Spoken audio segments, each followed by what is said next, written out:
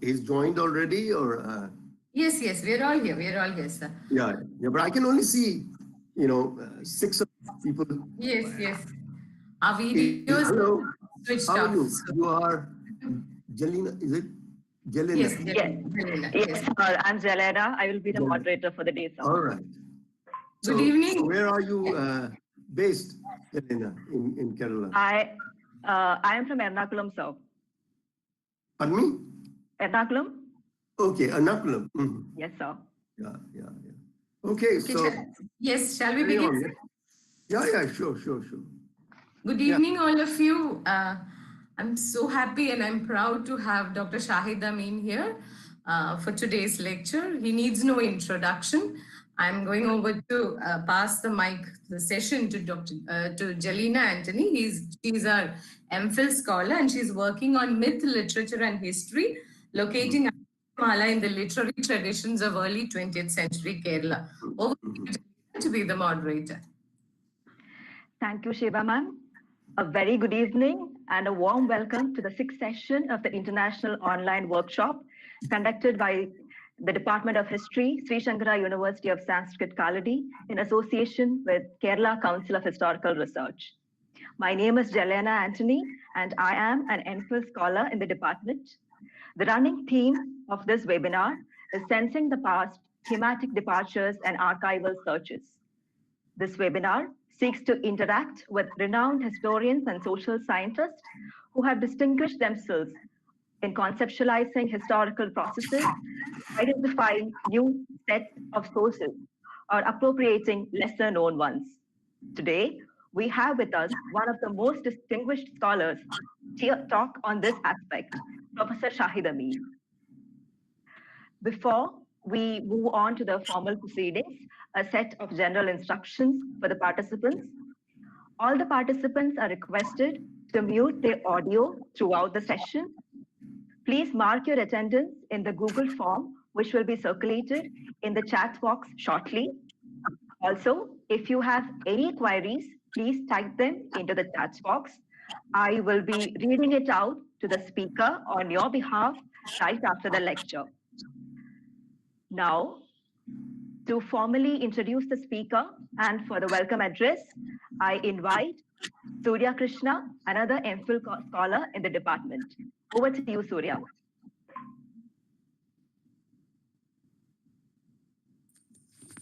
Hello, good evening. It's my privilege to welcome all of you to the 6th session of the International Webinar Series conducted by KCHR and the Department of History, Sri Shankaracharya University of Sanskrit, Kaladi. Today, we have Professor Shahid Amin, an eminent historian who was the former professor at the University of Delhi. We are really fortunate to have you here, sir. He will be talking on walking in and out of the archives. Professor Shahid Amin has been a fellow at Stanford Humanities Center, Shelby Cullum Davis Center, Princeton University, and the Institute of Advanced Studies, Berlin, visiting professor at the University of Chicago and Columbia University, Rajani Kothari Chair at CSDS Delhi, and visiting research professor D.D. Kosambi Chair, Goa University, a founding member of the Subaltern Studies Collective. His publications include Event Metaphor Memory Chauri Chaura, edited a concise encyclopedia of North Indian peasant life and writing alternative histories, a view from India. His most recent work is Conquest and Community, the afterlife of warrior Saint Ghazi Mian. He has co-edited Nimna Vargiya Prasan, Bag Ek Ordo, and also authored the Hindustani dialogue of the feature film Karwan, directed by Pankaj Bhutalia, starring Nasiruddin Shah. I welcome the distinguished speaker of the day, Professor Shahid Amin, to deliver the lecture. Welcome, sir. I also welcome all other participants to the session. Thank you. Thank you very much. Is audible, or should I speak a bit louder? Can you hear me? Sir, yes, sir, you are audible. You can start, sir. Thank you. Yeah, thank you. Thank you very much for inviting me. I have been to Kerala twice and have really been really struck by the kind of intellectual dialogues and participation that takes place there. My first encounter, which was a very, very pleasant one, was to be invited to the DC Lit Festival. And that was incredible because in North India, we don't have something like that, where people, not from the university, but from all walks of life, come and discuss and listen to scholars and others. I also must apologize to some of the organizers earlier on whose invitation I could not take. And so I was really looking forward to coming to Kerala this time, but I did not know that I will have to confine myself to speaking at a black in person. Let me begin by a little I'll be talking mainly about North India, and I realize that is an imposition who is not from North India. In fact, in the North, we refer to the lands south of India as peninsular. I think the exact opposite of that is and should be insular, because to a great extent, North India is a very, very insular entity as far as most of us are concerned. We just hone in and do our research, read other people who work on it.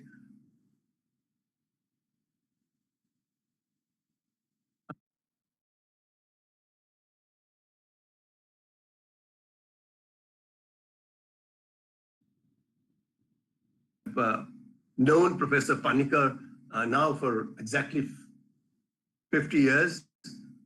I've lost your connection. Yeah, and Sanal and I, we met us at a conference. So I'm very pleased to be here.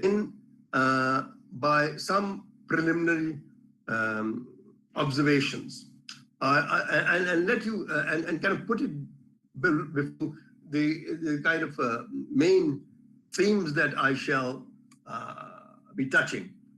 I'll begin with a little, rumination on the word archive itself, and then move on to when I start to the archive. I'm basically looking at or talking about state archives, in North India. So I'm talking about, while I talk generally about archive and what way in which we can expand its meaning, some of my preliminary observations are going to be on proper archives. For instance, if you have to go to National Archives, you are frisked even before you enter. You get a pass. There's a Home Ministry guard who looks at you. So this is a kind of what is on record at a national level is preserved, yes, but it also special sense. So I'll be talking about what does it mean to enter this archive, which means not just physically, but actually engage with the kind of material there is. And I'll be confining myself basically to the Indian colonial period. I'll say something, or archives of a different sort. And I'll say something about, why is it that, relatively speaking, the craft and the products of contemporary history in India are really not really comparable. What is it that makes the kind of research that we have on colonial India or even medieval India, or the early India, much more exciting, while it comes to contemporary India, people largely, to a great extent, because the state is so niggardly, the post-colonial state is so very possessive about the record of how it has administered all of us, that most of the writing on the period, post-50s, 60s period, is really confined to newspapers and books written by participants. Then I shall then move to the kind of mainstream sources that people normally look at and talk about in the archive, basically political history, and then engage with some of the newer questions. Do we need new sources for the writing of new history? Or is it that we exhaust sources? Normally in small town, if you see one sort of file, then people say, well, nobody else can work on it because as it is that you have consumed the archive. So basically, if we are trying to write a newer kind of history of people, who produce goods and services, not documents. There are some people who are in the business of producing documents. State functionaries and officials are. The others, large number of people that I will be talking about, are those who don't produce documents, who don't write, who are written about. So if we are to engage in an attempt to write their history, and a lot of us have been trying to write, people's history or history from below, there is a sense of dissatisfaction that the official records are not enough, and therefore let's turn to a completely new kind of records, new kind of way of research. So we really need, in a certain sense, if I was to give a slogan, new sources for new history. I shall argue that that stands, that is important, because every new work on unknown or little known areas also shows, kind of brings to light new sources. But I shall be complementing this with the fact that both for traditional old sources and new sources, we cannot really, as historians, allow the sources to speak. Because as historians, it's not simply a question of the judge and balancing this against the other. Both these kind of new kind of sources, popularly generated sources and officially state-generated sources, are linguistic statements. They are available to us in writings, shorter bits of writing, very long bits of writing, and we cannot just reproduce them because we in the quest for authenticity, or the idea that the nearer the source is to the event or the process being talked about, the more authentic it is. So that we have to not only read the sources in a way which might be different from the way it was written to be read. Official accounts really, sometimes when they are published, they are called a digest. Literally, it is for the officials to digest. They consume it with a view to carrying on with their basic function of relating to and ruling and administering the people about whom knowledge has been generated. So there is a lot of talk about reading against the grain, reading things into it. I mean, I'll make a larger argument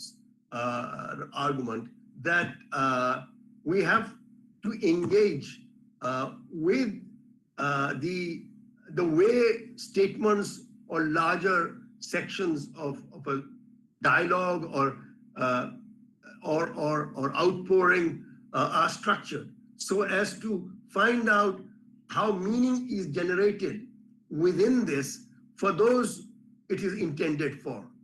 And normally these documents are not intended for the historian. The politicians might rhetorically say, when the historian writes, but especially for contemporary India, very little sources are really left for historians to look at and write, especially at the research level of our newer students, PhD students and so on. I mean, there is sometimes, when you look carefully at the way the documents have been deployed, one gets the impression, I'm kind of exaggerating a little bit, that sometimes new scholars or younger scholars or those who believe in absolutely authenticity of official sources or the nearest to the event, they end up actually, in effect, not writing one sentence per bit of archival fact, one sentence per bit of archival self. Now you're quoting the Governor General, now you take the Secretary, now you perhaps quote what Gandhi had to say in response to it. So the sentences really are engaging with different kinds of statements, so there's not really, the historian is not really clubbing these together in, shall we say, in his or her own statement. So there is a way in which, we are ending sometimes up, we end up with reproducing the language of the judge, reproducing the language of the police officer, reproducing the language of the administrator, especially with dealing with official judicial records. We often would come across statements which will go something like, on this, perhaps it is best to quote the judge, because the judge is there, all the evidence was put before him or her, and he, as a judge, has evaluated it. And that is the authenticity of that piece of or tract of judgment. And we just put the authority of the judge in front in such a way that it gets validated, even in terms of a perspective that is very different from the historian.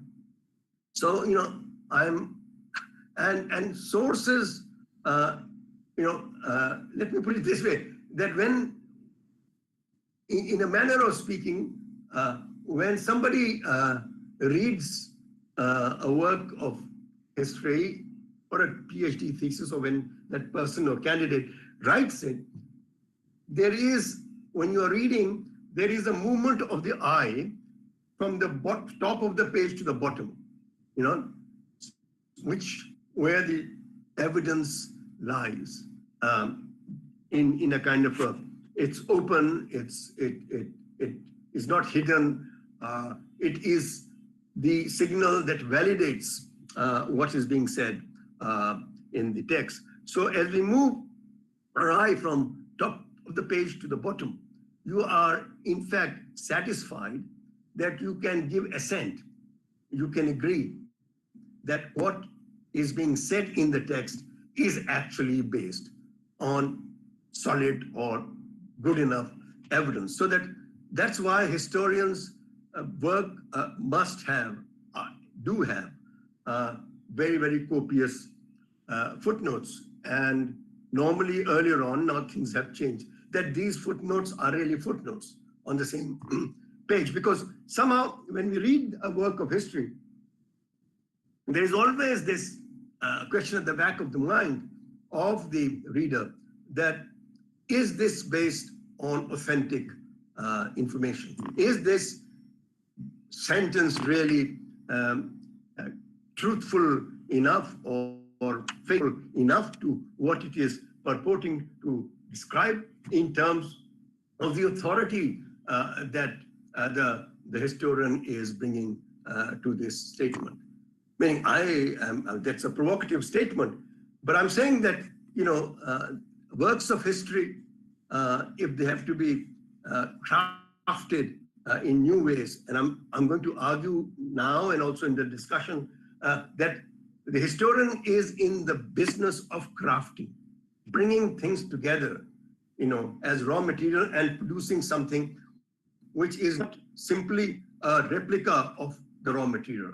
The raw material has been shaped, has been crafted, has been presented, has been showcased, has been provided so as to appear as an entity which is not the sum total of the statements and the footnotes at the back of the page. So those are some of the broader issues that I'll raise in the first section of my lecture. And then that is the kind of work that you are, figuratively speaking, doing inside the archive. Huh?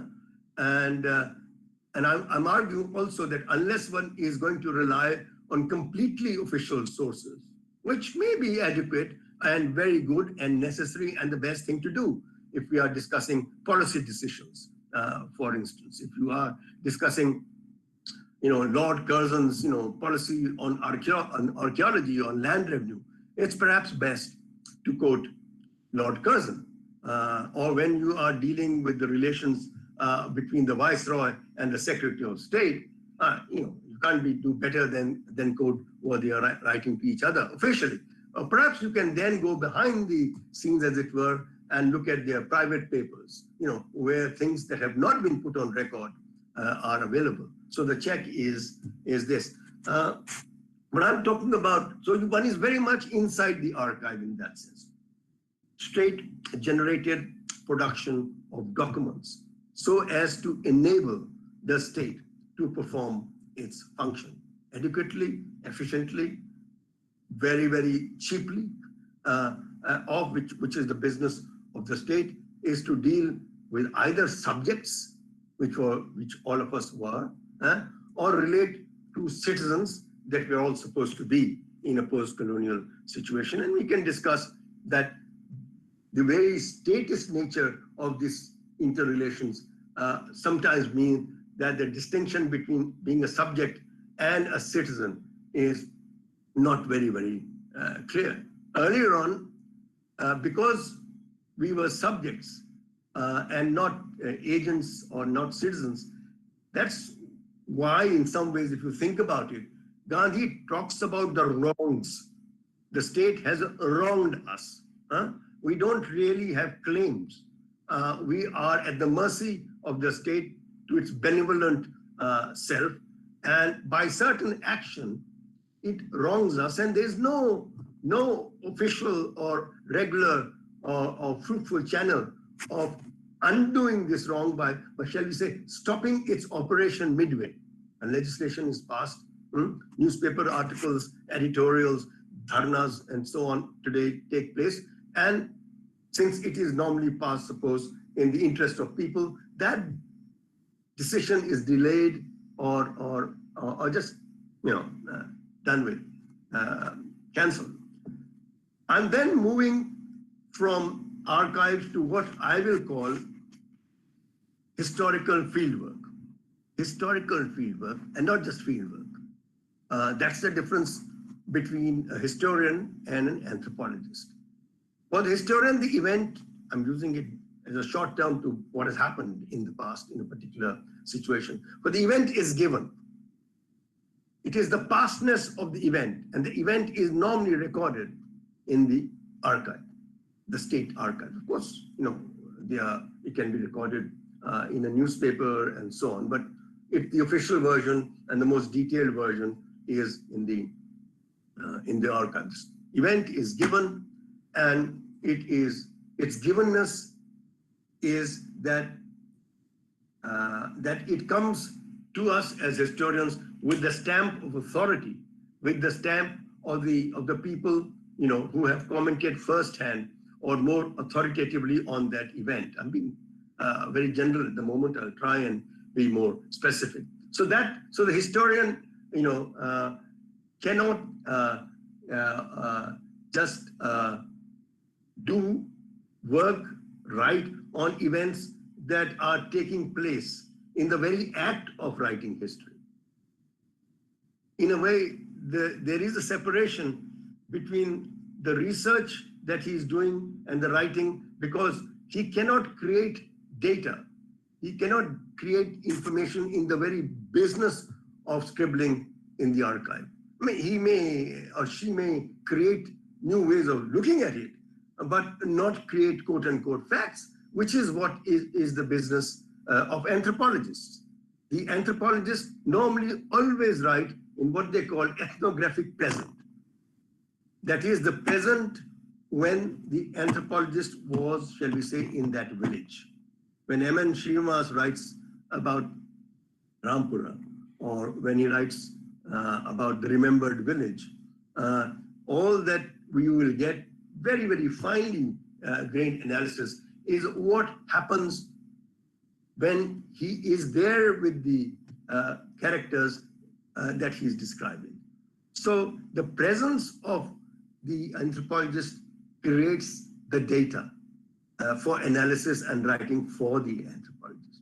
Of course, the presence of the historian in the archive cannot create, the movement or the document. The historian discovers some little known event because it has taken place before and somebody else has perhaps written it in a different fashion. So that to that extent, the historian is dependent, both one on the pastness of the event, of course, and the fact that it's made available to us across time by some authority or some configuration that makes it available as a retellable event, something that can be told perhaps in a different way, but which has already taken place. But so that's, in some ways some of my, ways of breaking up and showcasing and talking about the first half of the title of the lecture, which is walking into the archive. We can debate and discuss, how do you, look at documents, how do you read them, etc., but in the archive. And then I'm going to give a little kind of a, not mantra, but little kind of statement that disappointed in one archive, it is the business of the historian to try and find another. Disappointed in one archive, which is normally the state archive.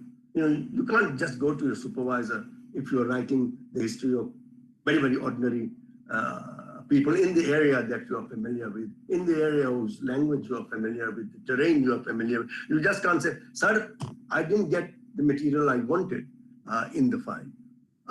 Well, that can lead you to write a particular kind of standard history, that you are using a certain kind of private paper, certain kind of records of proceedings of education department, health, sanitary, or whatever it is.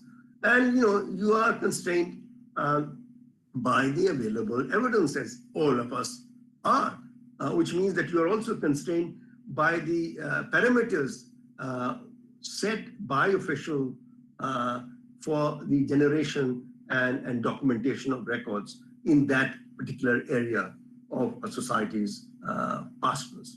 So, but if you are trying to ask questions which are not asked by the officials, which are not the questions that are staring you in the face, to which very clear answers are available in those files, right? The title is such and such, and of course it contains material which justifies that title. So that unless you are, one must, let me put it this way, one must try and resist the tendency of writing what could be called statist history.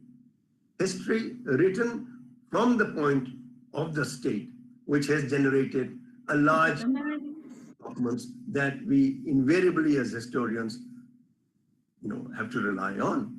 But if you are asking questions, which are your questions, which are not, which don't arise from the concerns of past concerns of the leaders or the dominant sections of the society, or the past concerns of the administrators, then it is your business to try and create another kind of archive, try and create evidence that is not, that kind of hard evidence that, say, Lord Curzon writing to the Secretary of State is. It's a tricky terrain. People can just get carried away. But I think it is important for all of us, people who have, what shall I call myself, a retired historian, as well as younger scholars, who are, writing their thesis. Sometimes you can't really, excuse me, do all sorts of things when you're writing a thesis because time is limited. But once you get your trade union card, shall we say, for practicing history, writing history, the second work that you pick up, that's what I advise my students. The second work that you pick up, should be more ambitious in the sense that it should not be solely dependent on the official archive, depending, that is, if you are asking new questions. So I'm not saying that all PhD students at Delhi universities should ask questions which the archive does not provide answer to. No. There's a space for all sorts of writing of history. But I'm saying that if we are writing or asking questions, which are new questions, difficult questions, which are not available in a way in which the dominant classes and the state, conceptualize or talk about the society that they are dominating, then you have to try and work your way out in such a way that what was not thought to be adequate document, what was not thought to be hard, what was not thought to be reliable or verifiable, it is then that certain newer ways of asking questions of that material, presenting it, writing it up so as to disrupt the main, status discourse, that can yield newer kind of history. And that, if you look back at some of the major breakthroughs, that is what happens. Of course, a lot of it is looking at new sources which were not thought to be sources. There has been a lot of work in Europe, especially in France, about the idea of death, for which, or the idea of how do you think about your impending death, and how do you relate your death to your successors? So they look at wills and other testimonies that people leave behind. But I am trying to push you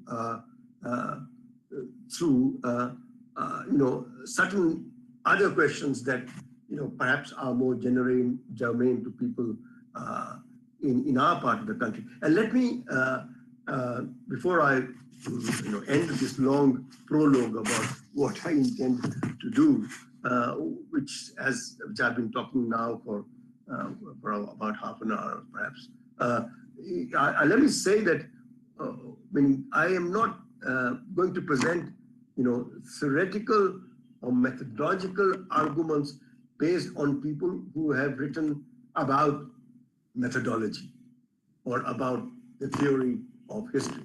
I am trying to reflect again and present to you in a different form the experiences that I have gone through in some of the recent works that I've tried to research and write, which is to write about histories of people or groups which are not fully visible in the archive, or at least if they are visible through the lens of the officials. So what I have to now say is actually, you could say that this is very particularistic because it's based on your experience, but I think that it's only proper for me to talk about the archive walking in and out if I also focus on how one gets in and how one gets out, and what is the world available of documents or interviews or of folk tales or fables or other language products outside that archive. One more important thing which has really made me think and accept is the rather novel and therefore controversial statement is that if you are, as a historian, asking newer questions which are disruptive, which just as your questions that have no space in the official archive, then you have to also create a kind of a idea of evidence, which is also slightly new. It might not be as firm as the official documents, but it is novel. It really is an attempt to answer some questions which are important, but cannot be answered definitely. So the novelty is that, or the importance of these questions is that they are new and they are such, not just new, but they are such that they could not have been accommodated within the official process of document making. That is to the ideas and aspirations of people, which do not find straight, presence in the archive unless there is, through say, interrogation of a rebel or something. So that the idea. So there might be a situation where if your readers or within the historian community, people ask for that definitive kind of proof which is available clear-cut in the writing of a major administrator, then it limits the possibility of your asking newer questions, because the questions asked then would be really enclosed or hemmed in by the kind of evidence that is available for certain kind of different questions. So not only are we could talk about newer history, newer sources, and do they have to be absolutely new, or there's new way of reading it, but also whether this newer kind of history writing, which is not readily available, which we must struggle to, at least which has to be done in its own way, depending on the issue that one is interested in, that in some ways newer kind of writing of history also creates not just new evidence, but what is or what can be used profitably and usefully as evidence, right? So especially if it comes to belief, past beliefs about saints or whatever it is, how do you write about belief in a way which allows you to enter the world of belief without, which is not easy. But either you say we should not talk about beliefs of ordinary people, then it's fine. We are never going to find out about very, very interesting things about how people believe, what do they think over a period of time, what are the way in which they hold what might appear as contradictory ideas, like they revere or they think very highly of a person who might be a warrior from another community, which might make it normally impossible to say, well, that is the case. So if we have anonymous situation, ambiguous situations, apparently contradictory situations that go to constitute a fact, like belief in a particular saint, then obviously you have to have evidence, but then you have to suggest and showcase in your writing that evidence is adequate to the question that is being asked. That question that you are asking, either that is disallowed because you're saying, no, get me that kind of hard evidence, which means that the questions that we raise as historians are getting very limited, or you are then providing a kind of evidence, proof, which is adequate to the way in which that bit of fact or that phenomena can be understood. Now I've got just 15 more minutes. I've left in some ways, not deliberately, but there are several openings that are already there in my presentation for people to engage with. And now I'll just say a little bit about what I call historical fieldwork.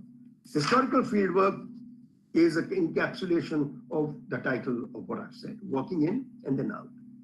Historical fieldwork, rather than fieldwork, is that you have been in the historical section of the past, which is the state section of the past. You have mastered that. You have complete control of that material for the story that you are telling. And now you are coming out, if it is a case of riot, something that I have worked on, a very notorious riot at Chauri Chaura. So you are marching out almost like a colonial policeman. Almost like a colonial policeman when you go to that area. Because you know the people, you know about the past, you know about the social position, you know about the names of people who are tried as criminals, and those are the people that you want to know more about in the area from which they came. So when I went to the villages around Chauri Chaura to think about the limitation of the official writing, what kind of memory holds. I will not be as productive. I will not be able to get a better understanding. I will not be able to fill my notebook or my tapes, the tape recorder, with material that is exciting, which is new, which requires greater meditation, which requires more thinking, which requires a different kind of writing, unless I go and talk to the relatives of the writers. I use the word relatives of the writers. If there's person X who's important or who's been hanged, then I'm not just going to sit on a chair like a district magistrate in a village and say, now tell me what happened. Because that is to undercut the conversation. You are not there to extract information as a historian there. You have to have a certain respect for what I've called the inheritors of the event, the sons and daughters and wives of people who are, in the record of the trial of Chauri Chaura, who are punished either with hanging or for long periods of time. So historical fieldwork is walking out of the archive, going into the field, but a full control as much as possible of the official material, so that then you can engage. This is the official material from which you also get a lot of quote unquote facts, names, etc., etc. And then you talk and you try, which is the best thing if you can, very difficult, to enter into a dialogue.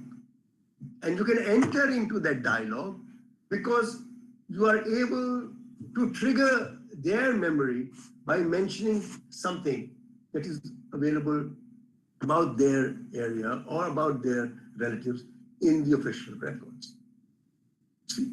So that you can then carry on a conversation in a dialogue. You say, okay, all right, the state says, the judge says this about so and so, and then they'll say, of course. But what it didn't say was this, right? So that it is not you go and say, okay, give me information. You are there in a dialogic situation to enter into a dialogue. Of course, that dialogue will not erase the difference between you as a historian and say the wife, of a writer, quote unquote, who was sentenced to 8 years of prison. Erase the difference, of course. If you have to speak in the dialect.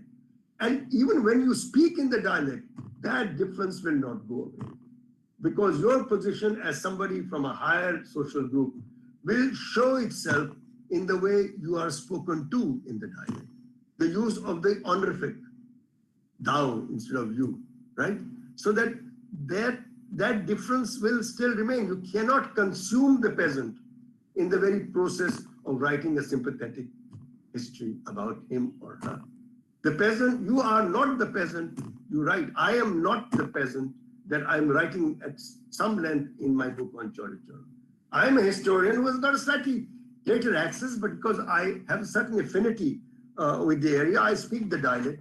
But that dialect, my attempt to speak the dialect, will reproduce the way in which a lower subordinate person talks to a superior quote unquote person within the way in which they enter into a conversation within the dialect, right? In every language, there are what are called pronouns of power, right? When you address a superior, you use a particular mode of thou instead of you, and the other way around. In fact, one of the interesting features of any beginning of any resistance or rebellion is for the peasant to speak to the authorities in a way that the authorities are not used to.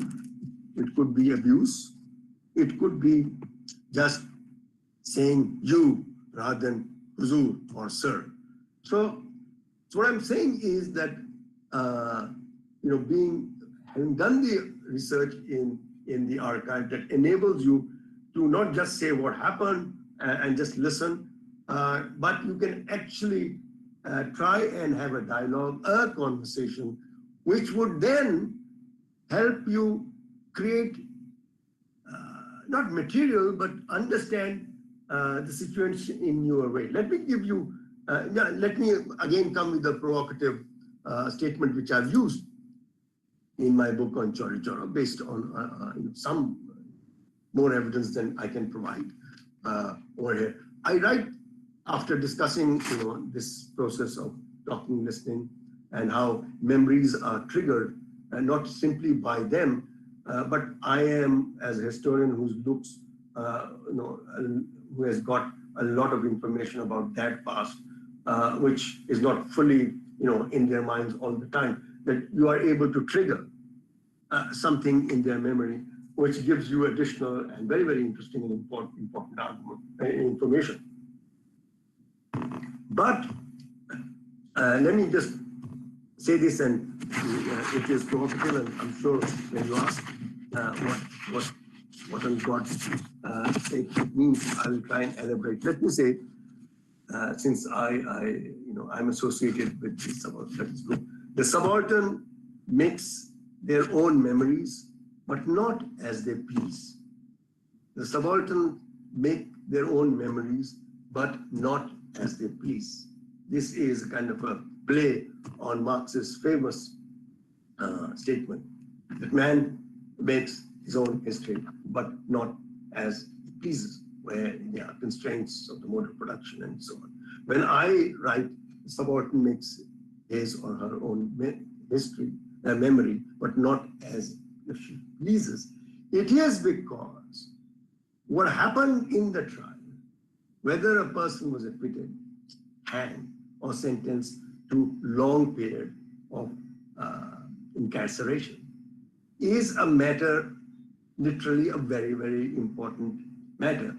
So that bit of official record is, shall we say, impacted in the brain or impacted in the memory of, say, a son or a wife. It makes the difference about whether the person was hanged or sent for long periods of time or betrayed. So that what might appear as idiosyncratic in what an old woman is saying to you, you may be able to figure out and say in the field, oh yes, this is why she's saying this. So that Naujadi, who is one of my main characters, quote, I'm deliberately using it, character says, yes, there was a big meeting and 172 people gathered there. Now, God's sake, not even in the kind of Bhojpuri, Eastern UP dialect that I'm familiar with, does the number 172 equal to a crowd. So you would come back and say, this is very strange. This woman says 172 when she should be saying a large crowd or a small crowd. But if you've really soaked yourself in with the judicial archive, you'll say, very interesting. Because 172 is the number of peasants, writers who are initially at the district level sentenced to death. That is reduced later on to 19 at the High Court. So 172 is impacted in the mind of person whose father or whose husband was going to be sentenced to death because he belonged or she belonged to a crowd of people that had gathered over there. Or they'll say, oh yes, 172 is written on my paper. Paper, that means the official statement by the post-colonial state that so-and-so, son of so-and-so, was hanged or had, imprisoned for so many years. So that there would be 172 people who are initially condemned to death.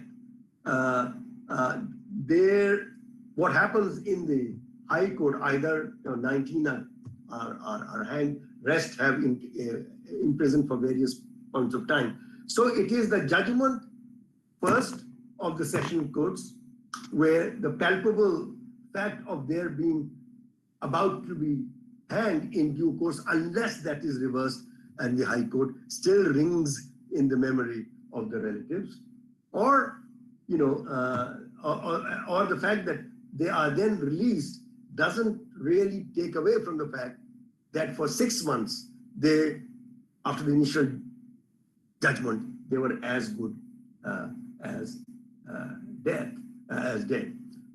So what I'm going to end soon.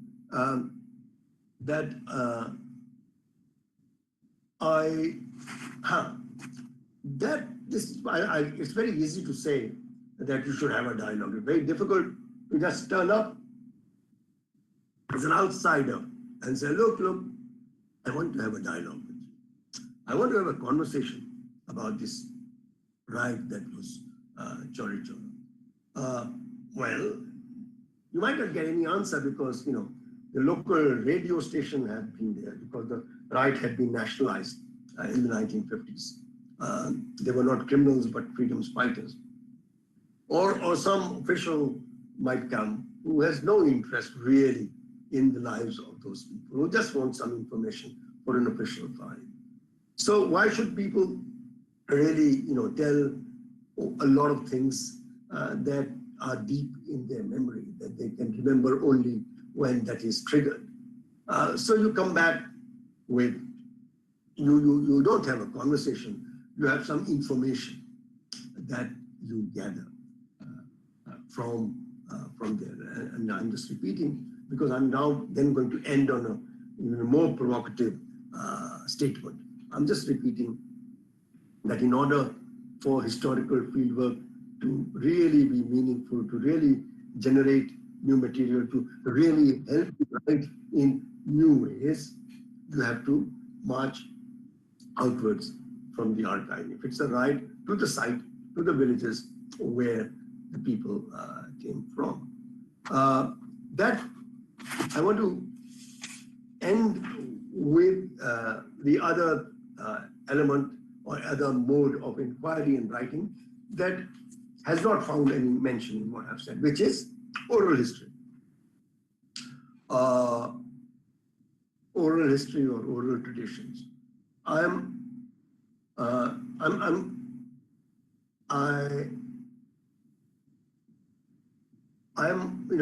There are so many issues that arise because oral history in some ways is tapping the memory of somebody.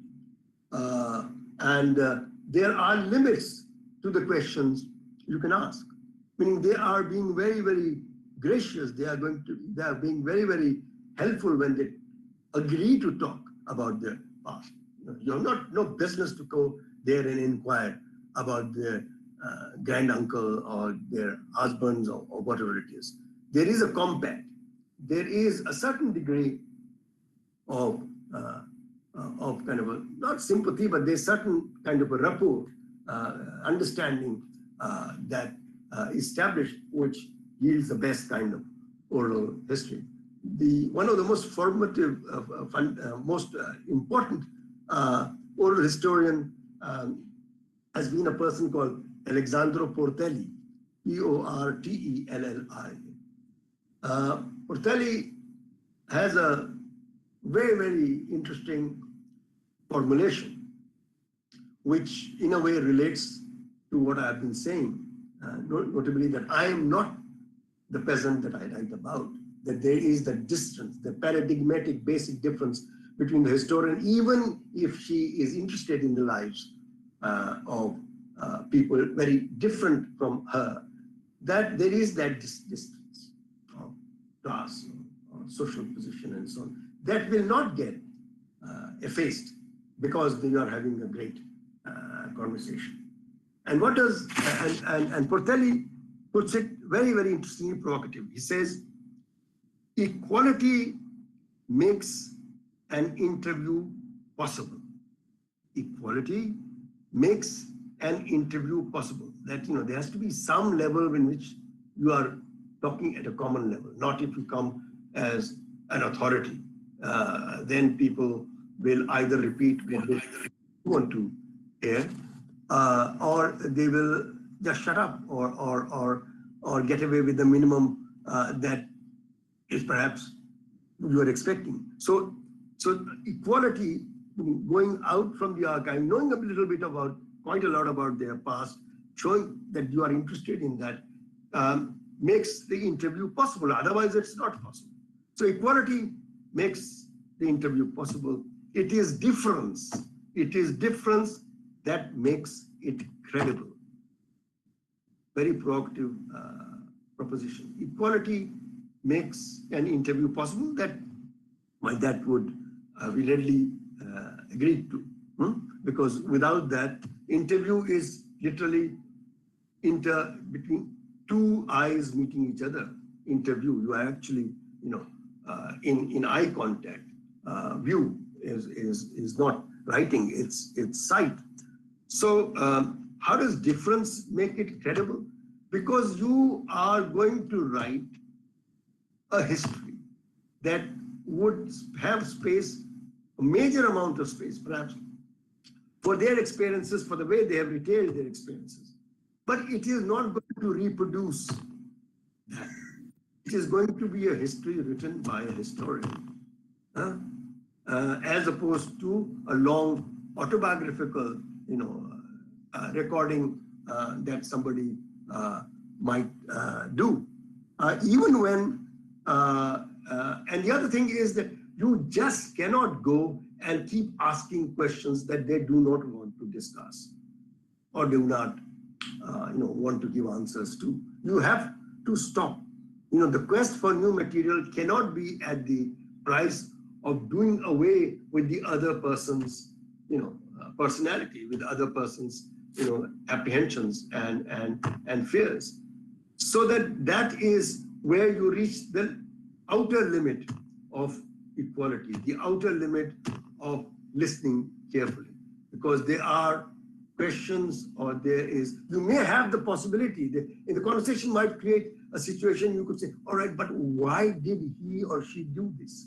But you realize that is going and really kind of into the sphere or into a situation that they would not ideally not like to talk about. So you cannot, shall we say, wring the truth, quote unquote, from an interviewer. That is the job of a police, that they literally wring, facts out, in the extreme, on the normally extreme case of beating up and so on.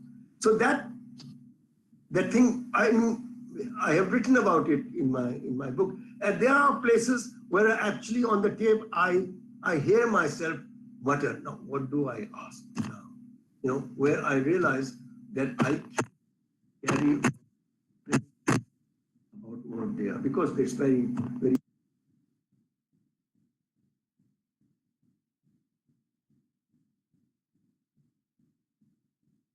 So your mic got muted. Yeah, have I Have you been listening? No, it's fine, sir. Okay. So for half an hour, you have not heard. Yeah, I just saw that notice, so it must have.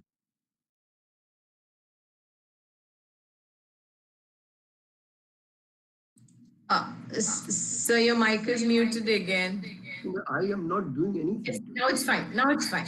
Just for a brief second. I'll place my hands up here so that you don't do anything. So, the best example, very near to us in a certain way in North India, is the experience of the partition of India, where people come from what is now Pakistan into areas like Delhi, and their grandmothers and grandfathers who are very old.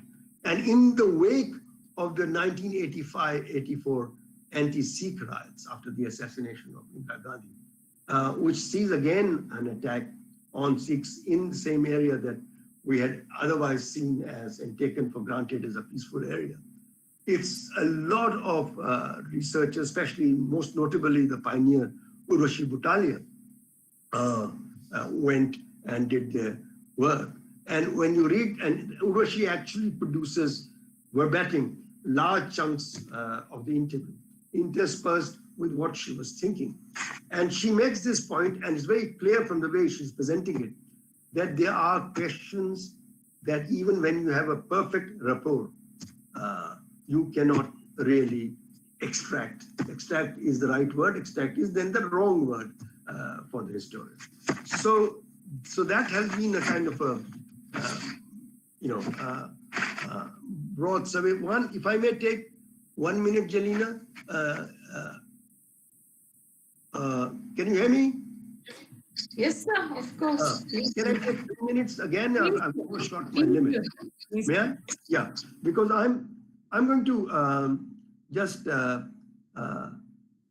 say one thing, and I'm quoting the great historian E.J. Hobsbawm, Eric Hobsbawm, that I also grew up reading, about the notion of the historian as the whistleblower, right? Who says, well, what is this idea about the past is wrong.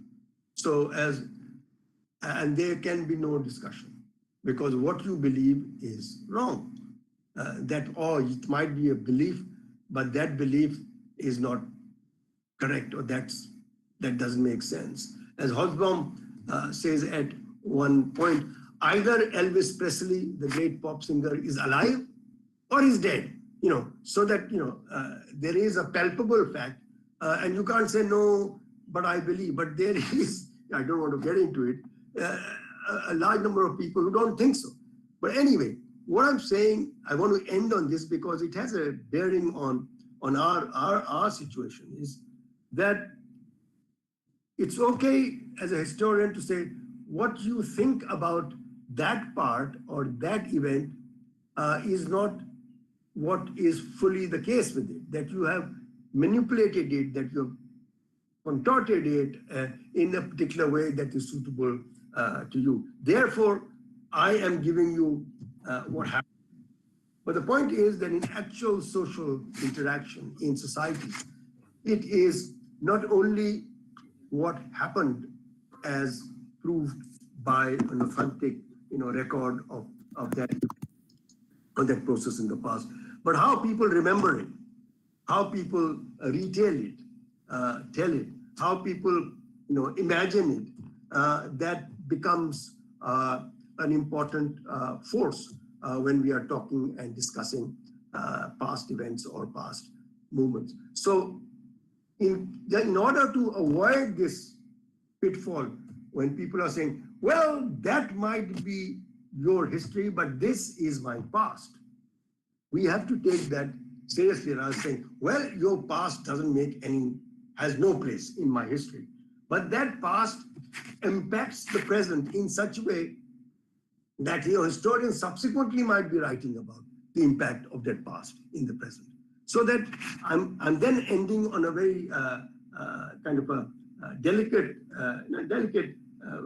precarious note, and I deliberately want to on this, that when it comes to beliefs or perceptions of the past, the historian cannot simply put hard evidence and say, well, your belief then now rolls away, because this is a big stone of fact that can make that go away. It doesn't go away like that, because there are beliefs that are retailed, that are reworked, and if they are about the past, it is the business of the historian to deal with ideas of the past as well as what actually happened in the past. So that's how getting out of the archive is, in that sense, very, very palpable, right? The archive says this didn't happen this way, but people talk about it. And rather than saying it's wrong or it's no factual, you can then see what are the elements of that event that have been reconceptualized in the very process of its being transmitted, or what, and that is different. And I want to end in having a sociological or social understanding of different kinds of beliefs. You are of a particular community, therefore you do, or this. So because that really, reduces it to a situation where who you are is that might be an important part of it, that why you are believing or why you believe in a particular way about past, because you belong to a group or whatever it is.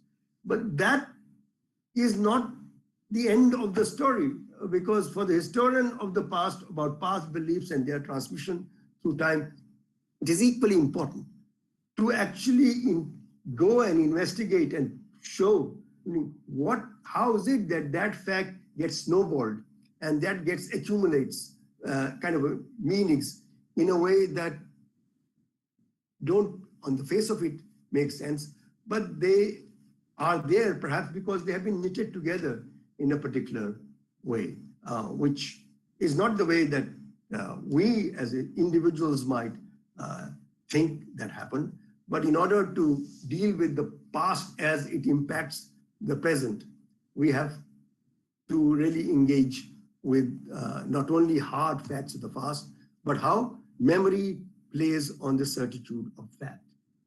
How memory reworks things, or how identity reworks things in ways which might not be quote unquote factually true, but which must be part of our new histories, not only of what actually happened, but also the beliefs about what happened and the configurations that made those beliefs long living over a period of time. And that, as I've said, to my mind, is best done by first going into the archive and then marching, not with bugule and bands and so on, but going out of it. Thank you very much. Thank you. I'm sorry I've gone on for so long. Am I audible? Yes, sir, absolutely. You were audible. So what do? I just mute everybody, or they will unmute themselves, because it's all. Sir, you are flashing, so you unmuted your mic. So I'll end there and you take over. Thank you. May I just my coffee? So we have come to the end of the keynote address. It was indeed a very enlightening session. He has actually asked all of us to be very critical about the stamp of authority that each and every source would have with them. He has also told us the importance of asking questions, however limited answers you might get from them. Also, he has pointed how important it is to engage with the subject, no matter his personal limitations might be. Listening to you, before we open the session to discussion with the questions in the chat box, I was, as a novice in the process of historical research, I was very curious to ask you, what are the constraints of a historian in dealing with the excesses that these new sources would come up with? Say, all kinds of excesses I have in my mind, linguistic, aesthetic, all of them. Excesses. Yes, sir. Excesses. Exaggerations and excesses that the new kind of sources might have with them. How would you comment on that, sir? Yeah, let me let me be slightly perverse about it and say that, do you mean to suggest that the older kind of sources don't have access? They do as well. No, but that's not my answer, right? What about the racial excess that most writings on nationalist movement by the rulers has, right? These are stereotypical description of the native. So, but that's not what you're really asking. So the excess, there are two ways of looking at it. One is, and I don't want to make a fetish of it, but let's do the play over here that, shall we say, the historian with a new perspective, allegedly new perspective that you think I may be advocating. So,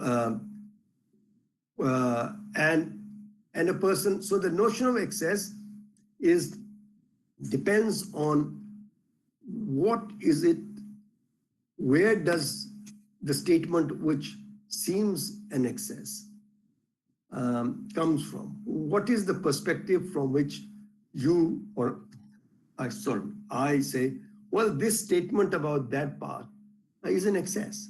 There is an embroidering of this.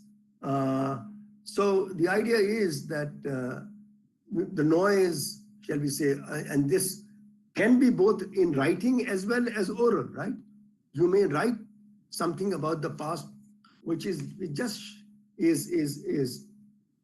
shining with excess, and you say, and then what do we do with that? Do we reduce it by 30%? Do we say that since statements about the past, in order to be usable by the historian, should be completely anesthetized? It should be detolled, shall we say, that all the excesses should be removed and then the historian can enter? Or how do we do that? Or we should rely on people who are known not to be indulging in excess. So, it depends. I'm not being relativistic over here, so that this quest for non-excess in newer kind of statements is really takes away to some extent, not entirely, takes away to some extent the ground from which this new kind of history is being researched and written, because to expect that, the recall of an event which happened many, many years ago would not have these sometimes fantastic or imagined aspect is to not take the notion of memory seriously. We are dealing with memory, which very often deals with excess. Nobody can reproduce past events in exactly the same way we want. So that there has to be a space where what seems excessive can then be part of your telling the story, which is otherwise, relying on material which you think is purely devoid of all excess. So that you might have to, kind of relate one kind of excess with perhaps another kind of excess that may or may not happen, but relate to the difference or relationship between something that appears as without any excess and something which is excess, because then we can talk about it in terms of the same event that is being described. Or perhaps it's a valid enterprise to write something. We can think about a project to write something which is about excess, the excess of memories of violence of partition in North India.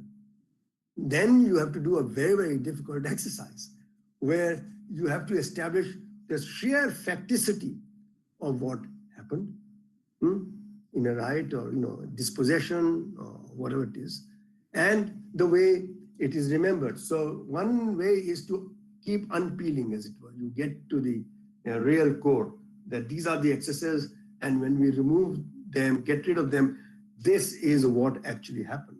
But if you are looking at experience, then it's a tricky business, because you are saying this experience was what was the experience on such and such date in August 1947 in Delhi of somebody who had come from Punjab, and then but that fact is true to that extent. You have a police report saying that this neighborhood, no, not that kind of violence took place, and you can establish that. But if in the memory of a 70-year-old, it seems that the violence in the city was so overwhelming that even areas which perhaps were not touched, he or she thinks that they were touched, then this is an important datum for the historian to relate the facticity of violence of partition to the memory of that, which is which cannot be ruled out as this is not history. That's what I'll say. So the excess, I'm not making a big song and dance that we should really go for the excess and real history lies in the excess. Somebody might say so, but then we have to look at the argument. We have to look at the evidence that is being put across as excess and evidence that is not excess, and how you are marrying the two together and what your story is. Absolutely so. Thank you.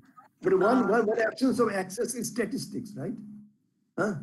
One absence which kind of gets rid of excess is statistics. So many people. Yeah, but it how you count and how that's recorded. Sorry, obviously there are others, and perhaps this answer is not very satisfactory. But yes, I mean, if I'm advocating new ways of writing, then there would be questions that I have no straight answer for. Thank you for the answer, sir. Let's move on to the chat box. We have a question from Abu Bakar. He's asking how social memory is related to the concerns and interest of community identities in India.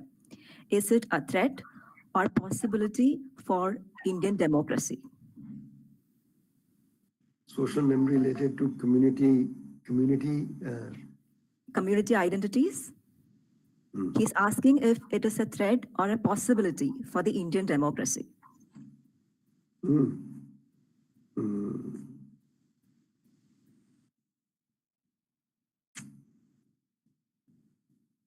Social memory,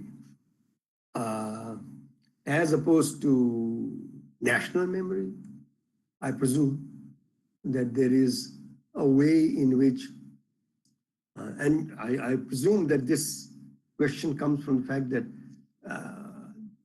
this is a recent phenomenon that we are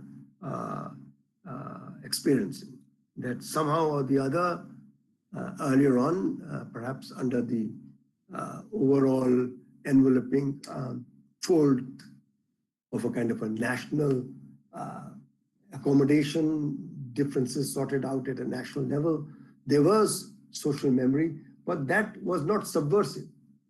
That didn't really subvert, other memories. That didn't really assert itself in such a way as to leave the possibility of existence of memory or questioning memory of other groups. And also that the newer development is such that set of assertions of social memory, which I take it is group memory, because identities are normally thought in terms of group, smaller or bigger, and you can go from a kind of a sectarian to a communitarian to a provincial to a national. So the possibility has to be in the realm of politics, I'm afraid, right? The possibility or the threat is in the realm of actual politics, rather than history writing. To some extent, feeds into a kind of politics. In fact, there is a criticism more widely present now, that history writing has done away with social identities. It has suppressed social identities of particular sorts in order to write a kind of a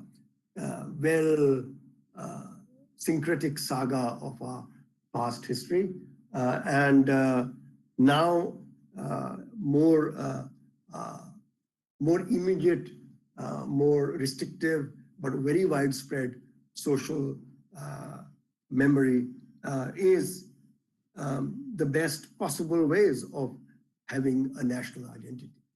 That could be an argument, and that therefore historians are not helpful. In fact, they have been complicit in denying the fissures, the cracks that were there in the past.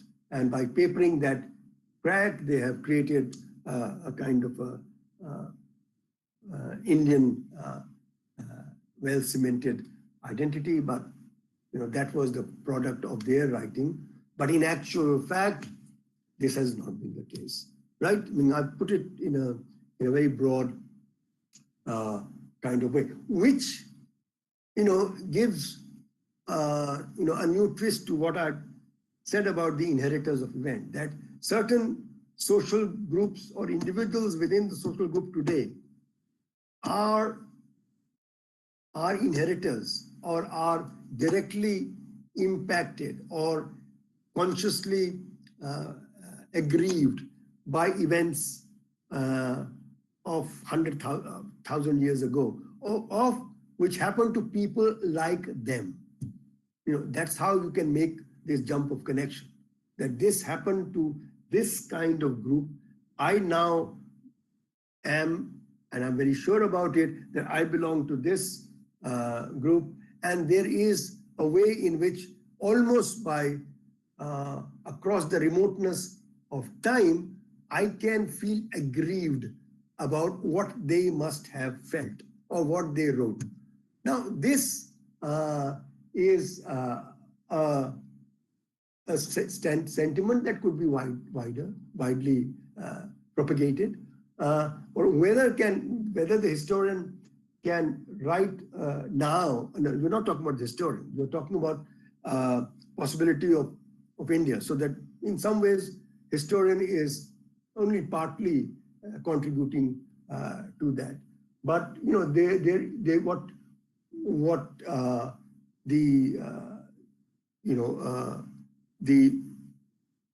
me put it this: the historian can write histories of a newer sorts, which are a kind of a history which deals with certain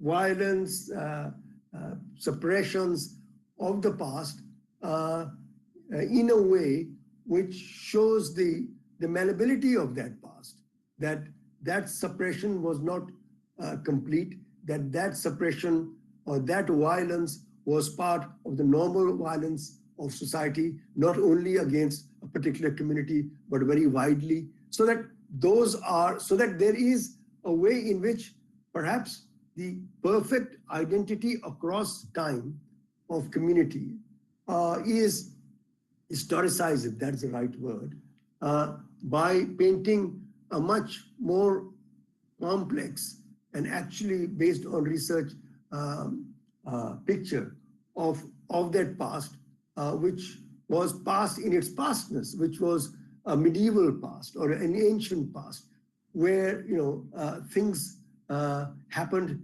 differently. And to expect that them not to have happened differently is to think that there is a continuous move from past to the present to the future in your case, which is not the case from a historian's point of view. Well, the historian may, he or she may write it, but politics, actual play of politics, of class forces, of caste forces, and so on, might make it irrelevant for the time being. But as a historian, the answer is of a historiographical nature.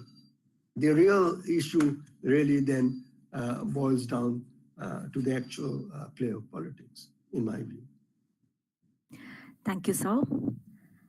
We have a question from Nitin, who is an MPhil scholar in the department. He's saying, the historians perceive sources in a hierarchical order, often categorizing them. Oral sources are placed in the bottom of this hierarchy. Why? How this categorization and hierarchy influences the knowledge production? Is there anything like privileged and unprivileged sources? Okay, lots of things in this. Bottom of the hierarchy. Yeah.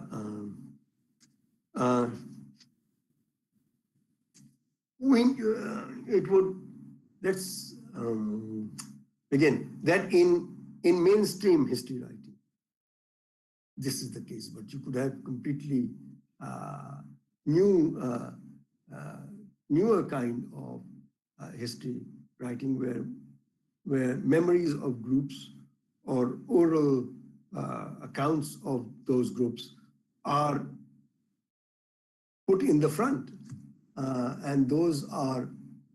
I mean, I'm reminded of say the work of people who are writing absolutely new and very, very powerful, and therefore very from the point of view of dominant group, disturbing histories of the past, especially of groups, which put oral sources or remembered accounts right in front and question the hierarchy precisely in the sense that these are very, very important, have been very, very important. But the dominant way of hierarchizing sources as such that they have been put aside, or at the most there can be an added attraction. There could be a small chapter at the end.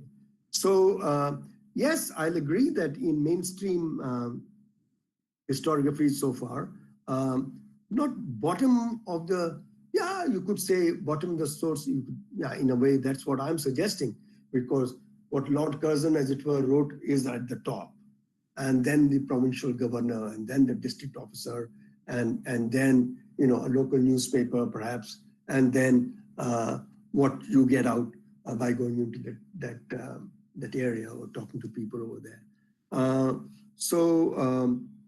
Oral sources at the bottom, yes, but again, Portelli has some very provocative notion to say. He says that all evidence is actually oral, or remembered. When they look at the term first information report, what gets written is what is being said. So it's an oral representation of what has happened out there in that village that becomes the first information report, which is the writing. The writing of the oral is what is the first top. It is at the bottom, but it's the most authentic, quote unquote, information on that event. If you there are accounts of an interaction, say with a subordinate group, a rebel, and so on, then the writing of the report of that conversation is the writing of what was oral. So that what gets written is not, it's not a tablet that is given, as it was given to Moses, from heaven. Those writings have a relationship to oral presentation, unless you're talking about the writing of a diary. Even there, you are recounting oral conversation. But the really striking example that Portelli provides of the writing itself being the fact is when you write a check or when you have a marriage certificate. Writing of the check is the event. There is no oral business to it. So unless there is an immediacy to what the writing itself achieves, to a large extent, there is orality. But why are they at the bottom of the hierarchy is because memory is seen to be unreliable, oral is not authenticated, while what is authenticated or what is really hard might be just the writing of the oral. So it's the task of newer generation of historians. Meaning, I'm not counting myself, in the newer generation. I was born in the middle of the last century. But for the newer generation, for the newer workers, to question that dominant way of ordering of sources. But you cannot, the historian cannot go about creating her or his own sources just as he pleases. That there is a way in which you can dig out oral sources, talk to people whom nobody else talked to, or look at songs or folk narratives in ways in which they were not incorporated in historical writings, which are seen only as ritual or only as fancy tales. So it depends on what you are looking for and what you do. Well, I'll just take 1 minute there. I'm reminded of the major work by a person called Gyan Prakash, who worked on the bonded laborers of a part of North India in Bihar. And he took on board either the songs that were sung at marriage or the way people made sense of extraordinary occurrences like falling down or getting hurt or something being stolen, in terms of the power of particular beings. Malik Devtas they are called. In fact, they are the Devtas of the Malik, who are considered Devtas of the Malik by the Kamyas, by the subordinate, because the domination of the subordinate group is not only physical or economic. It is in terms of conceptualizing, in capturing even their thoughts, which can only be expressed in terms of the dominant ideas of those dominant groups. That's why they are called Malik Devtas. The idea is that even if the Malik is not there, there is something so powerful is the authority of the Malik that in his absence, there is something else that is controlling you or that is supervising you.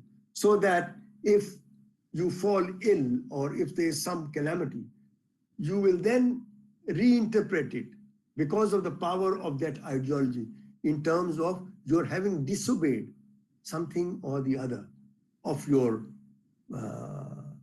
owner or of your master in the past. So that, that is a way of actually taking out oral traditions or oral narratives in a way that they actually come out and interrogate the dominant ones.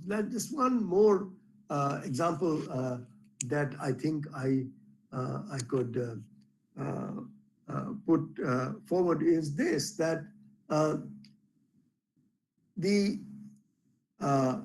say in North India, largely, there are people who are bonded laborers because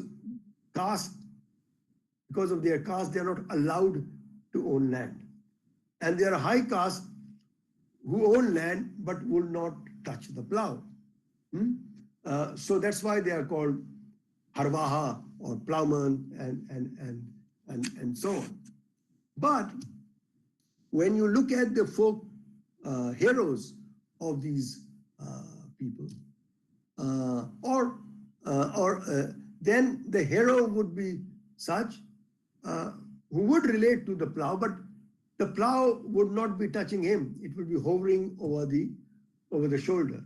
So there is a way in which that kind of an account in histories of those groups sees how that power, which is you come to understand through oral interviews and so on, of the dominance is being overcome, not in terms of a perfect ideology of equality and so on, but within the terms of the discourse of power. Or to take the idea that bondedness in North India in many cases arises at the time of marriage, that you take a loan to get married, to set up a household, which would be at the service of the landlord. And the whole loan is such which is not supposed to be paid. That loan is the initial act of bondage. And in many of the, at the time of the marriages or accounts of the heroes, the low caste heroes of these groups, the hero actually is one who goes for marriage by capture, which is the chivalrous way in which the groom actually attacks a party and takes the wife away. It's a military, it's a capture. So while the marriage of the bonded plowman is conditioned on this loan, which is not to be paid, which creates this dependence, the heroes are just the reverse of that. And this is, we don't see this in rituals, at least in North India. It's so common. That's why the groom comes on a horse. That's why he's carrying a sword, So even today, or on a chariot, even today in the way these marriage rituals are worked out, it harks back to this male idea of marriage by capture, which was not available to the bonded, because marriage is conditional on previous subordination. But when the reversal of that takes place, they appropriate elements in their oral culture from the higher, from the hierarchical order. So, it depends on, so that I've gone on and on. So in terms of the established dominant historiography, this oral is at the end. Well, if you want to put it right in front, then you have to do a very good job and show how this actually illuminates the story or the facts or the phenomena that you are interested in. Thank you, sir. We have two questions from Abdur Rahman Kari. Mm-hmm. How do we resist the communal and fake interpretations of Hindutva against those shared spaces of India? How do we resist? Yes, how do we resist? As historians, I presume. That's what we are discussing, right? So yes, sir. Yes, absolutely. How do we resist the communal and fake interpretations of Hindutva against those shared spaces of India?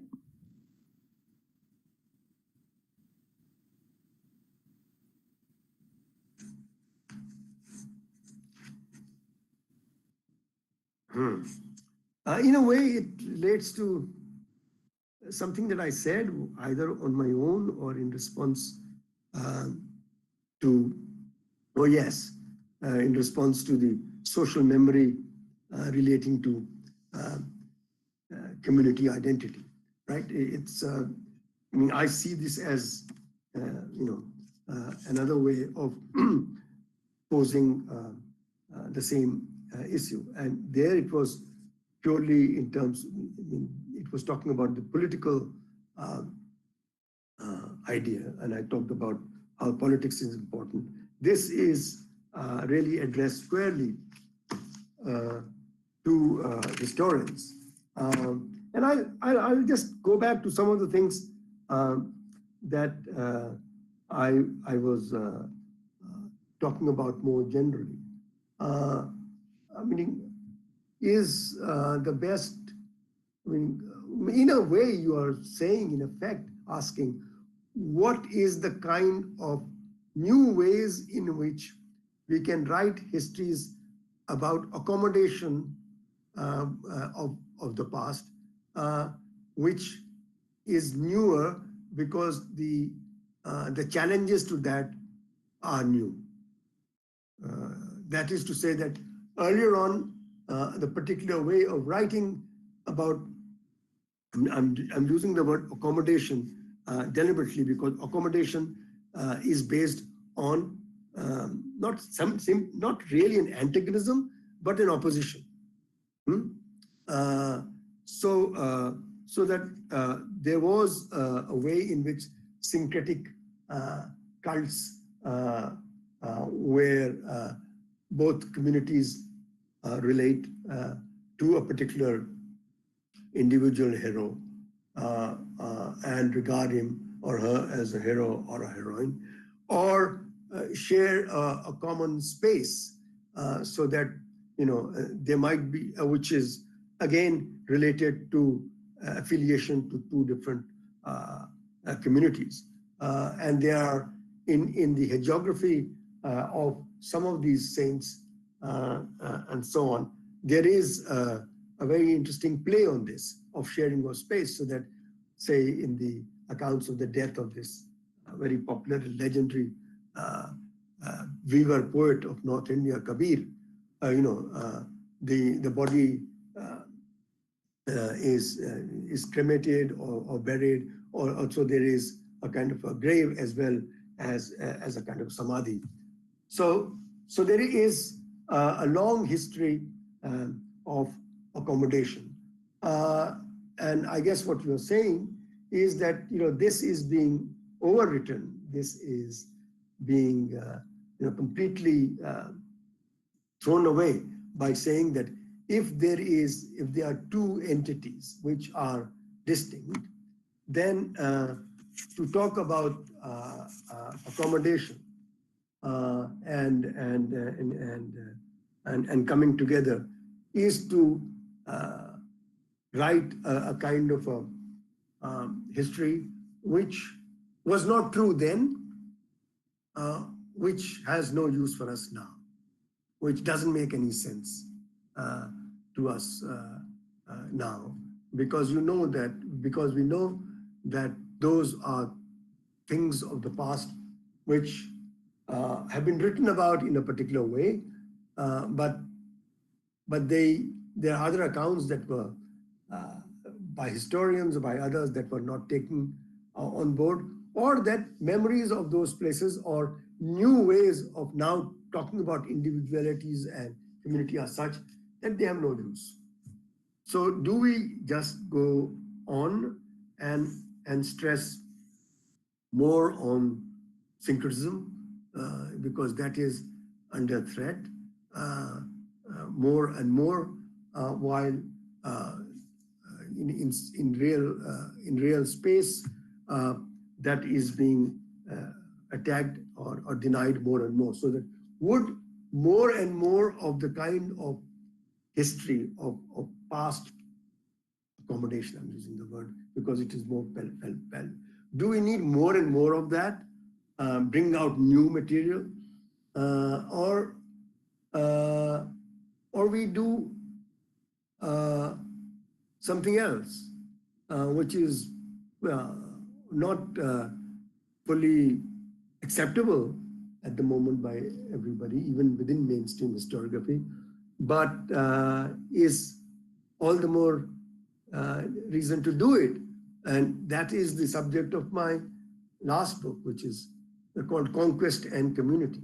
So community is predicated on a notion of conquest, and that this is an attempt to write non-sectarian histories of sectarian strife. Should sectarian strife be written only in terms of sectarian ways, or is there a way is there evidence, or is there possibility of writing about conflicts of the past and the emergence of quote unquote syncretic cults as a way of relating to past or conflicts. So that it is not that there is syncretism on the one hand and conflict on the other. In fact, syncretism is an aftermath of conflicts. It's not that there has been a tradition of some people are doing one kind of thing, other people are doing another kind of thing, and they come together.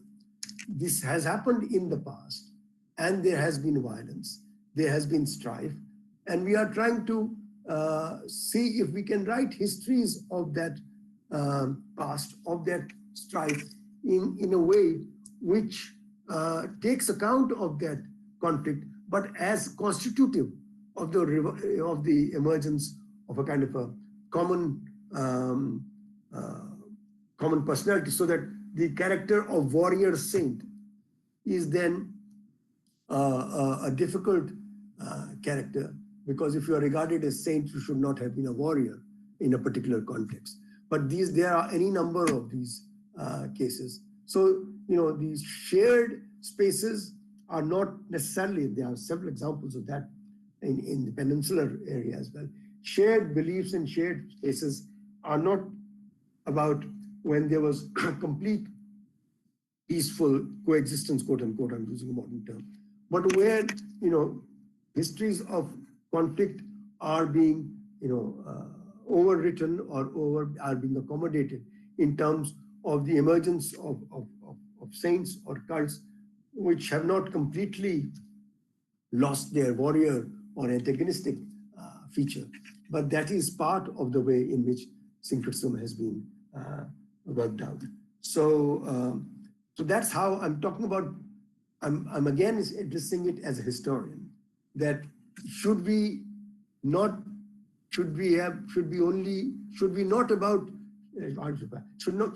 talk about violence of the past as historians who are not committed to just celebrating that violence with an impact on the present?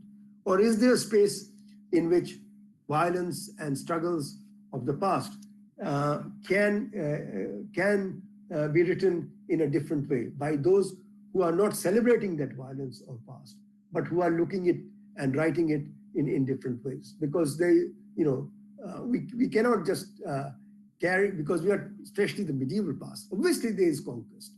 What else was medieval or even early India all about in terms of battles and so on and so forth? So we have to write histories of conquest in ways in which newer facets of that come about, so that accommodation could perhaps be predicated on a prior recognition of difference.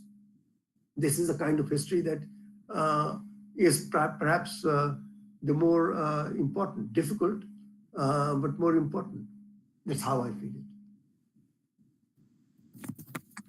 Thank you, sir. We have another question from Sushil Kumar. He's asking, how can we use an archive for writing of Dalit history? You don't have to ask me about that, because there is so much of absolutely cutting edge Dalit history that has also used the archive. And in a way, if you just walking in and out and writing the history of subordinate groups, I was talking basically about politics, but obviously the basic structure of subordination in India is caste. So I think that just as the official sources allow us to integrate them in order to write histories or activities or actions of politically subordinated groups, similarly Dalit history, meaning it could be completely outside the archives. Yes, I see the possibility of memory and so on. I think in some ways Kancha's Ilaya's work is symptomatic of that. But I think the really subversive, really important, both politically and methodologically, move would be for Dalit history questions to open up and prize the self-sufficiency of the dominant archive, which really is, in a sense, an archive of domination. But an archive of domination, almost as I was talking about those cults about marriage and so on, is a domination. The dominated are not consumed in the very act of domination by the superior, because otherwise there will be no history of subordination. So that, every act of subordination, of oppression, of violence against subordinate groups, against castes, low caste or outcast or marginalized caste, is also has, if you look at it and work through it, has elements with which the history of caste histories can be written. Because one way is to write histories of castes which have no relations to the history of dominance, but that might be difficult. You can, but the way in which the archives should yield a different kind of history would, in some ways, could be. Those are some of the ways in which I have tried to suggest one could go about doing so. One more thing about which I had thought of talking about, but I was running out of time, which is, at least in North India, I'm sure in peninsular India as well, there is movements for caste mobility, caste associations, and so on, especially so from the late 19th century, 1910s, 1920s. And they are very, elaborate, accounting of the histories of these castes, how, the Brahmins were great, or why the Kshatriyas were great, or whatever it is. And they have documents, this particular Sanskrit text talks about this, and, that particular, poetry or saga talks about our importance, and this is continued. If you look at the kind of a lower caste, Dalit, yes, even Dalit caste histories, Dalit organizations in the 1920s and 30s, which are not as revolutionary or as subversive as has happened much later. It's very interesting thing that one could notice that there are accounts in the past histories of the fall to a lower grade of what they would regard as untouchable or Dalits, because they committed some sin or the other, right? Pulling the tail of a cow and the cow dies or something like that. So they are, kind of paying for a major sin which happened in the past. And they might have some texts going back to the 9th or 10th century. Who's this? Sorry. But what I find, and that's not directly related to your question, but still I found interesting that the way in which some of these Dalit or caste histories get written is to actually work on language. That this word which has this meaning has been given this meaning in a particular way of pronouncing it, or a particular word order. So if you reverse it, or if you look at it different way, actually it doesn't prove what the claims are by the higher class. So this is one way of using language to assert a different kind of perspective on the past. But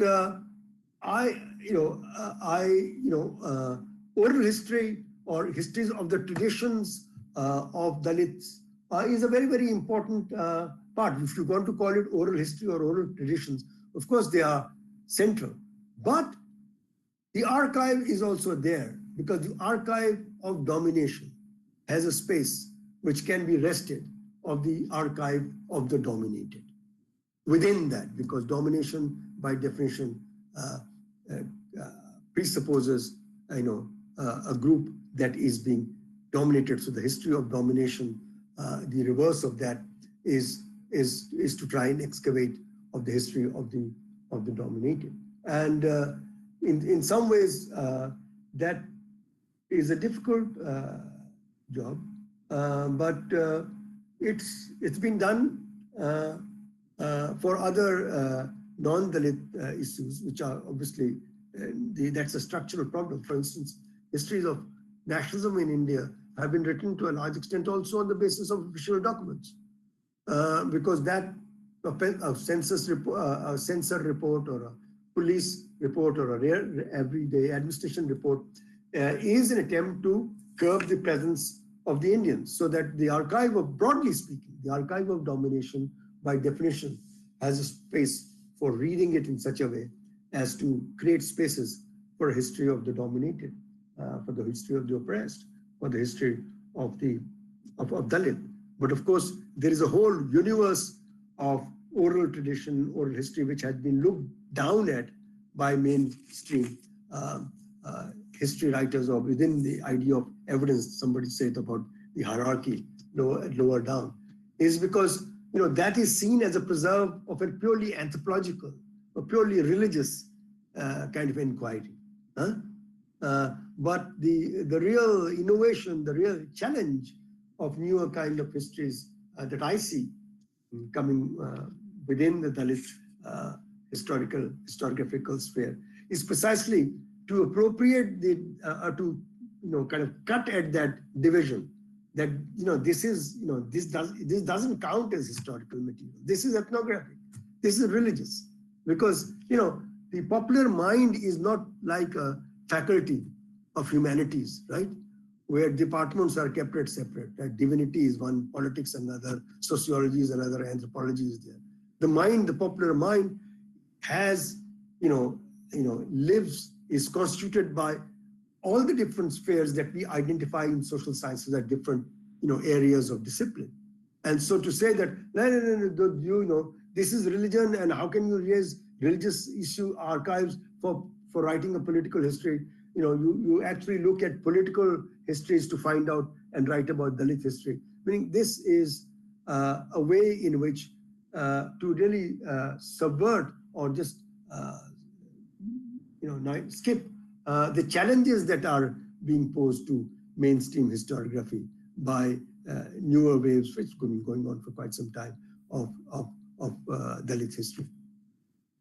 Thank you, sir.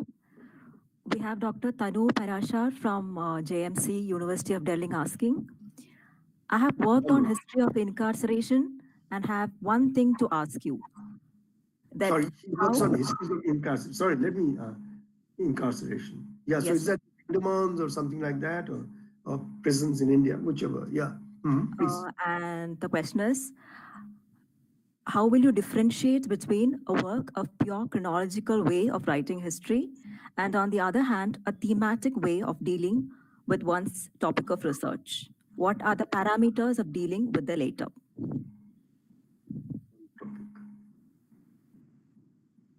Okay.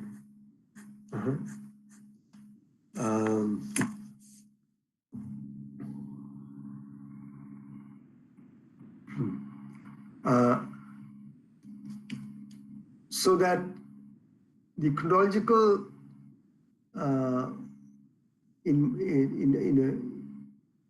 one could say would have a beginning, a middle, and hopefully an end.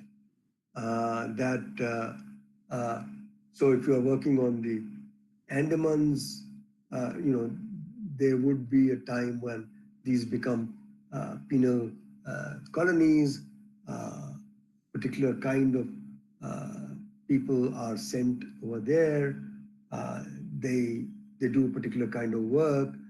Subsequently, the regime of perhaps surveillance is lessened, or more political prisoners go, and subsequently, with decolonization end, that becomes a tourist spot, and that history more or less comes to an end. That's so if we're talking about chronological view of incarceration, I presume one could think about that.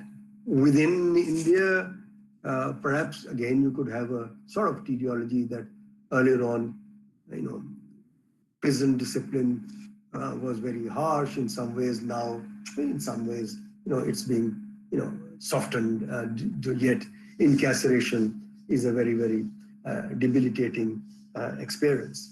So whether you want to so that in a way, if you think through it, I'm thinking out aloud now, I'm not really giving it much thought, but in a way, the chronological history would be a history of measures, histories of orders, or histories of modes, where it's the history of authorities. That earlier on, this was the prison discipline that was asked for, this was the regime, and then slowly, there's some kind of a movement, either within the broad sphere of penology, which people have talked famously about in Europe in the 16th century and so on. And what happens? So it becomes a history of policy to some extent. It can become a chronological history, which is not a history of policy if we get material, and material can be God, I presume, which is which over a period of time is the experience recorded somewhere or in oral accounts of people who were prisoners over a period of time. Or you could even at a stretch think about, say, novels or tales, songs about what life in prison in a particular area for a particular set of crimes is over a period of time. So you can look at, so that chronological then is largely a state sponsored, because those are policies which affect the daily life over a period of time. But one could still have a chronological focus and look at the chronological production of very different non-statist, non-policy movements. One topic, of course, one theme that is would be an important entry, and how one could then argue that despite the fact that there are so many other changes taking place in that unity that you could call incarceration, this particular element carries on more or less unchanged, so that is the topic that despite passage of time keeps on asserting itself as a very, very important constant, and could be position of women, it could be a particular kind of incarceration for particular kinds of quote unquote crimes, or the notion of, which comes up in 1870s, of what are called criminal tribes and criminal castes, that there are some castes and tribes that are inherently criminal, and their incarceration or their surveillance has to be constant, even when they are not actually committing overt acts of crime. So I guess in some ways, in terms of sources, in terms of normal material, you will get a good deal of the sources archives would be chronological, because they will be, shall we say, during the colonial period, and an annual report on the administration of prison, right, which will talk about all sorts of things, kind of criminals coming in, allowances, act of indiscipline, attempt to take care of their religious observances, etc., over a period of time, that how from harshness. So there are annual recounting of what is changing, what is constant. So there is an inbuilt, in terms of official sources, a push, move which the historian, the researcher faces first, that every year is changing, or every 10 years. So that basic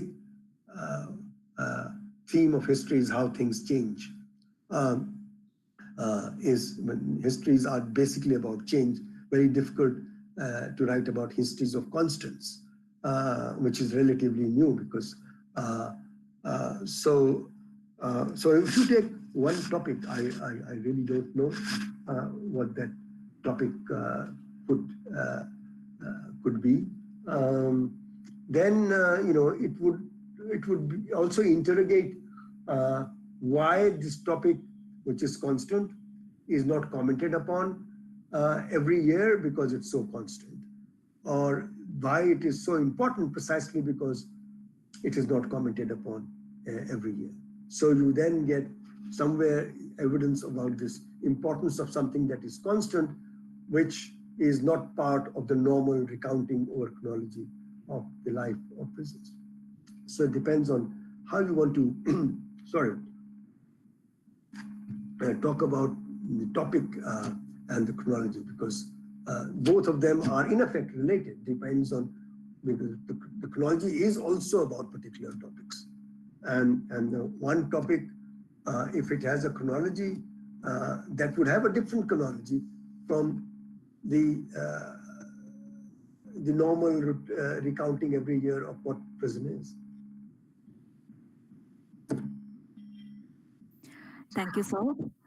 We do have a couple of more questions. Okay. Adam Thomas is asking, he wants to know your take on the emergent phenomenon of internet as an archive. He's asking if is it good for the subject of history?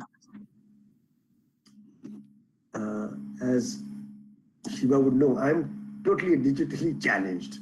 So, I'm the wrong person to really talk about it, but it does democratize access.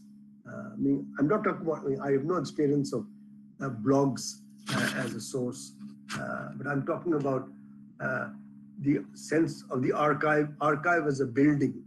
You have to come to New Delhi and stay in some third-rate accommodation to be able to see a file, or private papers, of course. There is a place where they are kept, and so digitizing is good, provided it is democratic. Unfortunately, in rare cases, there is a way in which I've always felt this, meaning I spent a long period of time in England, and I was very fortunate because I could mine the archive there and come to Eastern UP and try and undermine it. But there is an unequal access that the internet is creating, so that if rare material is digitized by people or universities or institutions that have the resources, normally, rather than making it available as a public good to everybody, ideally, that is not how it happens. It would then be located on a server in a very important, rich American universities, and it would be available for free consultation on the part of a consortium, a set of universities who have subscribed to this digital or internet source, which will not be available to, in fact, the area or the people with whom it is basically concerned. So, I myself have been involved in getting things digitized for these big universities, but with the express understanding that it would be freely available. So, so that it's only if things are freely available that individual or group or national efforts at making things available on the net actually then creates a level playing field. Otherwise, it remains as unlevel as it was earlier on. So I'll just give an example that I was totally involved in. See, there was this big linguistic survey of India that was done between 1880s to 1920s. Unfortunately, I don't know, purely for peculiar reasons, it didn't include the Madras presidency. So, you know, I'll talk about North India again. And it was a very, very detailed survey. I don't want to go into it. Several volumes about different dialects and so on. But they also produced 248 gramophone records of people actually speaking, and this is 1920s, in those dialects into the old style 78.5 RPM gramophone records. I mean, I knew that these records existed. I was working, and I'm still working now on the linguistic survey, but I knew that these records existed, but I couldn't find them even in the British Library, in the India Office Library, till I chanced upon it. And they were incredible because, you know, you can really hear people speak, people tell stories in those dialects. And I made a proposal to an American university. I said, you will get the funds, you digitize it, but it should be freely available. Especially in India, because, you know, these are all minor dialects. You know, the people who can really make sense might be living in a distinct town. He or she is not going to come to Teen Murti or National Archives, even if it's a CD, to read it. And it is actually fully available. I think we the retired senior historians in India who are interested in generating newer kind of research and want to encourage newer work, we should all, put pressure on the richer universities which have access and which have done a commendable job of digitizing, but make it absolutely, certain that they are made freely available. So the internet, which works behind walls, is not my favorite. So can we end over here? Is it 2.25 hours or can 5 minutes? More Then I can questions, we want to end it. Can you just give me a break for 5 minutes, if you don't mind? We'll end it then, sir. Okay. We can end it. We can go to the next proceedings. All right. Okay. Yeah, it is 6:15. Okay. Thank you very much. Thank you. Thank you. So we have a formal vote of thanks. I invite Sanu Preeti, a PhD scholar of our department, to propose the vote of thanks. Okay. Sure.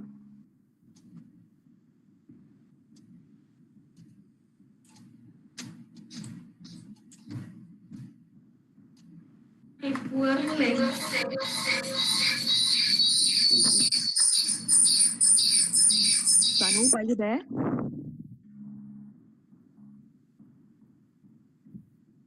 Let's just end away. It doesn't matter. Yes, sir, absolutely. I don't think Sanu is in the Yeah. meeting. Okay. Well, it was a very enlightening lecture. Thank you so much for your time. Yes, we did exceed a little bit from the scheduled time. It was a delight to listen to you. Thank you so much. Thank you for joining us, sir. Yeah, I very much hope that the COVID goes and I actually am able to come to Kerala and be there. Thank you very much, sir. We'll be delighted to have you. Yeah. Okay. Thank you. Bye-bye. Thank you all. I also thank all other participants, and kindly note, tomorrow we'll have the lecture at 8 o'clock, not 4 o'clock. Tomorrow's lecture will be at 8 o'clock by Dr. Ruth Vanita from the University of Montana, and she will be talking on recovering histories of sexuality. Thank you so much. Hope to see you all.